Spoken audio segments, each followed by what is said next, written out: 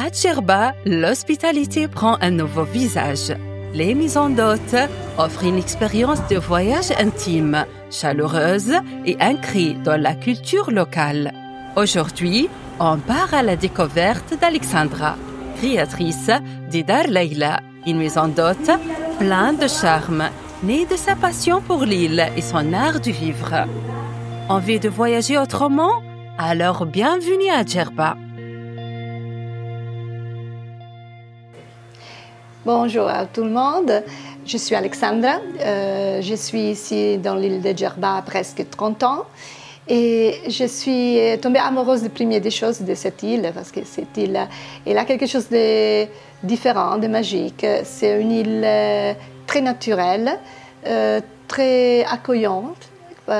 Et ici, on peut trouver beaucoup de stabilité, même de vie.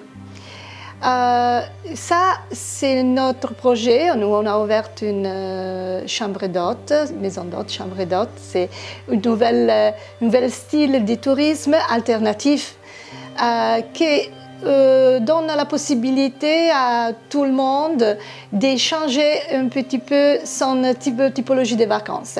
C'est qui va choisir notre produit? Notre produit, c'est un produit qu'il va choisir beaucoup de familles, beaucoup d'individuels, des voyages de noces.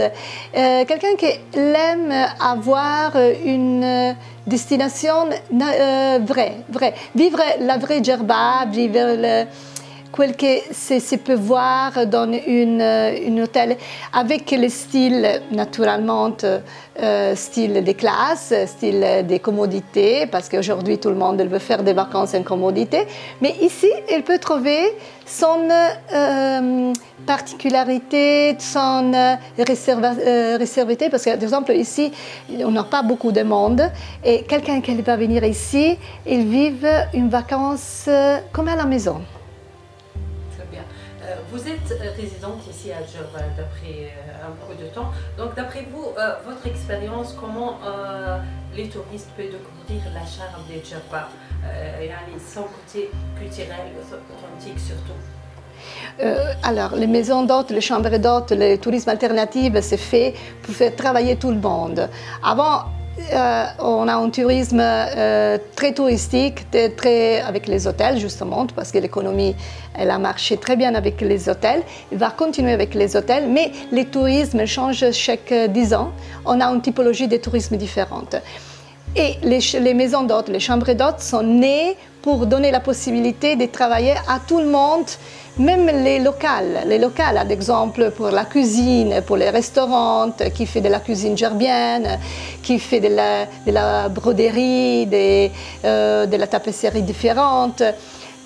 Parce que la décoration d'une chambre d'hôte, c'est différent d'un hôtel, c'est pas standard, c'est avec une recherche, avec la particularité de faire travailler toute l'île, la partie même de Tunisie, mais par exemple nous ici on a Guellala avec la poterie, c'est magnifique, et nous, à travers nous, les clientes, elles voient, elles veulent visiter.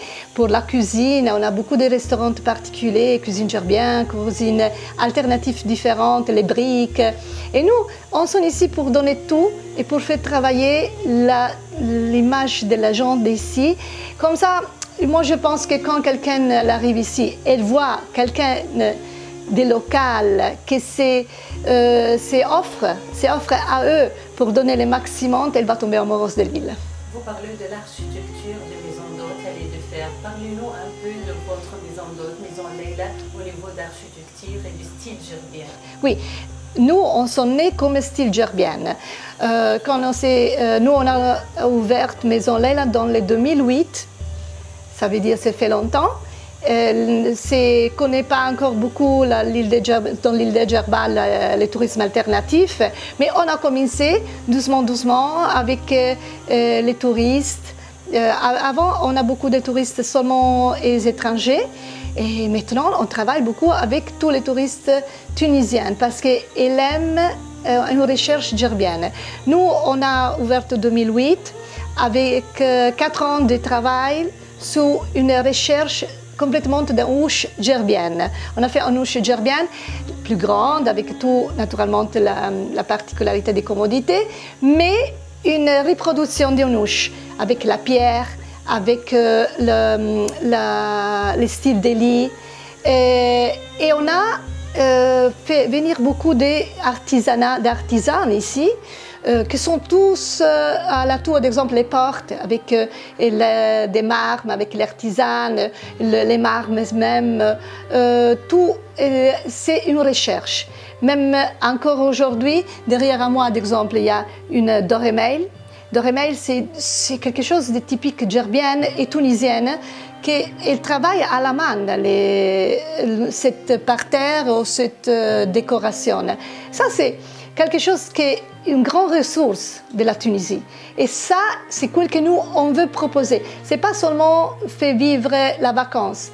Il faut, dans une chambre d'hôte, il faut avoir la professionnalité, l'amour pour les gens, l'amour pour les travails alternatifs et avoir la faculté de savoir donner une grande expérience des gens qui travaillent derrière, de la grande artisane qui encore aujourd'hui ici tu trouves.